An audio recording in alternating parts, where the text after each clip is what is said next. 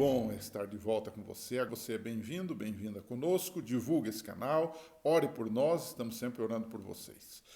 Hoje nós estamos estudando, vamos estudar, recapitular nessa semana um tema extremamente importante na nossa sequência de estudo bíblico aqui, que tem a ver com a cruz.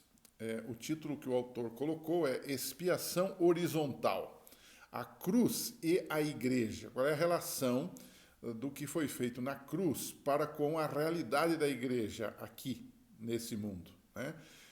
Paulo escreve como era a vida em Efésios 2, a partir do verso 11, nós estudamos até o verso 10 na lição anterior, a partir do verso 11 até o 22, que é o tema dessa semana, ele escreve como era a vida dos gentios antes de Cristo e como a cruz os uniu. E o que ele diz? Em primeiro lugar, ele diz que havia uma barreira, esse seria o primeiro tópico desta semana, né?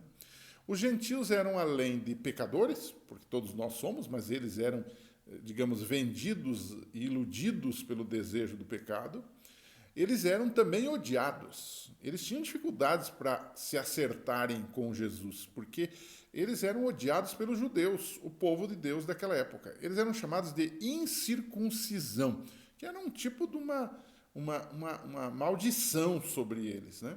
Eles eram separados, inclusive eram separados literalmente da comunidade de Israel. Por quê?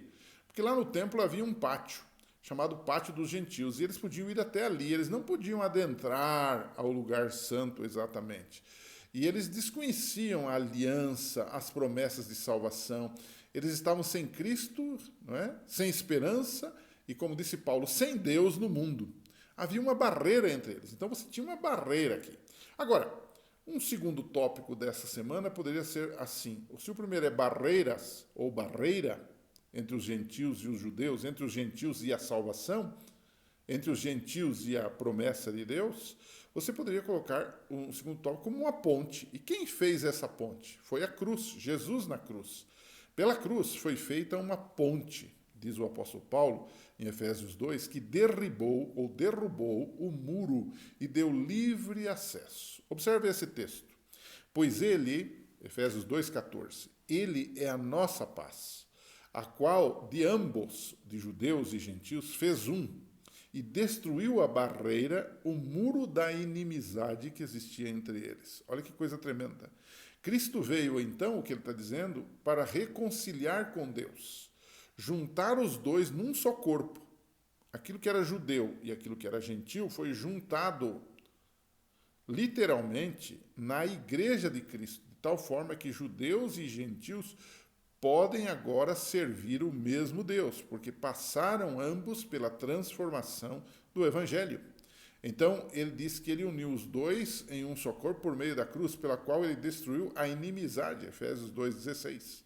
Então, você tem agora o resultado, você tem a barreira, você tem a ponte que derrubou a barreira e nivelou as coisas, e você tem agora o resultado disso tudo, que é a reconciliação e a paz. Para promover a reconciliação e a consequente paz entre os gentios e judeus, Jesus fez algumas coisas. Quais são elas? Em primeiro lugar, ele anulou, o texto diz de Efésios capítulo 2, verso 15, ele anulou a lei das ordenanças no seu corpo. Isso é alguma coisa para a gente pensar. Que leis eram estas? Estaria ele falando dos 10 mandamentos?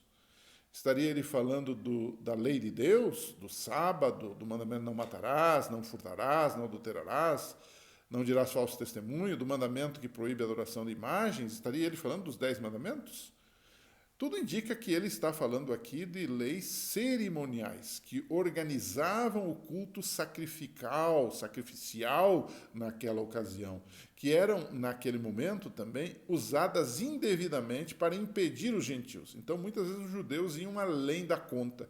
Eles proibiam os gentios de tudo no templo, baseados nessas leis cerimoniais que eles interpretavam, vale dizer, a seu bel prazer. Há muita coisa que o Novo Testamento condena, que na verdade nem está no Velho Testamento, mas que eram práticas, costumes, tradições dos judeus que eram incorporadas à religião e que quem não fizesse estava condenado e não podia entrar ali. Então eles barravam os gentios, literalmente eles roubavam dos gentios o direito de serem salvos, nesse caso. Então, essas leis que Cristo, condenou no seu próprio corpo, aboliu no seu próprio corpo, são estas leis cerimoniais, também incluindo aí costumes e tradições. Paulo não pode estar falando da lei moral aqui, por uma simples razão. Em outras partes do próprio livro de Efésios, ele exalta os 10 mandamentos. Por exemplo, Efésios 4:28, Efésios 5:3, Efésios 6:2-3. Ele condena, por exemplo, o furto. E onde é que está escrito que não deve furtar? Nos 10 mandamentos. Ele condena o adultério. Onde é que diz que não pode adulterar? Nos 10 mandamentos. Ele condena o desonrar o pai e mãe. Onde é que está escrito que deve ser honrado o pai e mãe? Nos 10 mandamentos. Então, como seria um Paulo um bipolar, um sujeito contraditório? Ele não está falando de anulação da lei moral, mas ele está falando de leis que eram transitórias, que eram sombras da realidade que viria mais tarde. A gente precisa entender que na Bíblia temos diversos tipos de leis, né?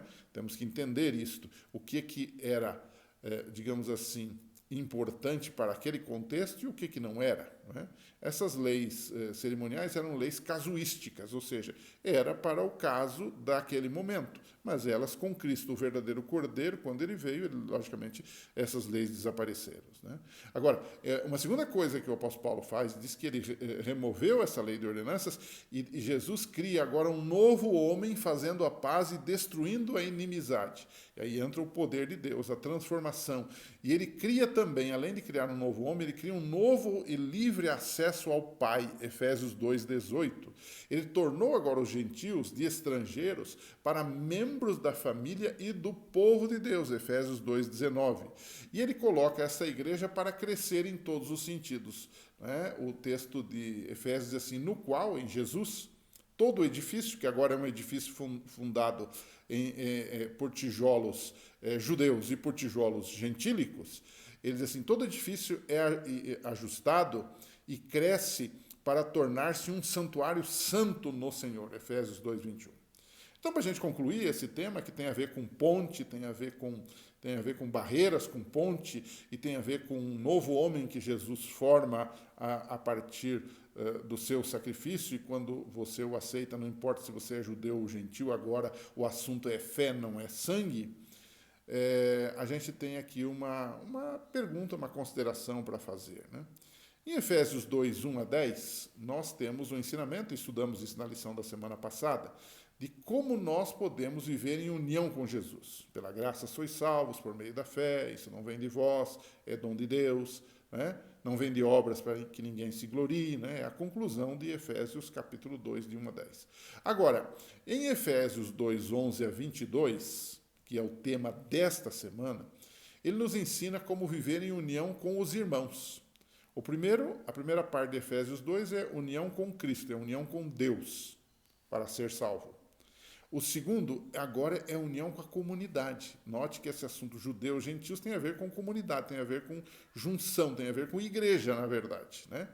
Então, aí uma pergunta que eu faria para você fazer para os seus alunos e para você fazer para você mesmo, e eu tenho feito isso para mim, né? Como tem sido comigo, pessoalmente, né? Fazendo aqui uma redundância, né? Como tem sido comigo, cada uma dessas tarefas, essa tarefa de promover a unidade entre os irmãos, de promover a minha unidade com Deus e promover a minha unidade com os irmãos, com o próximo. Às vezes nem sempre isso é fácil, né? Falar da igreja no céu, na glória, é uma coisa maravilhosa.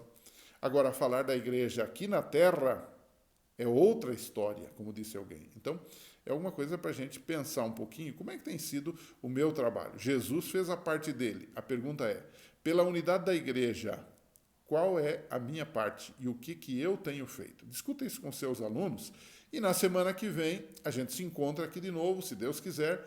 Um abraço para você e até lá.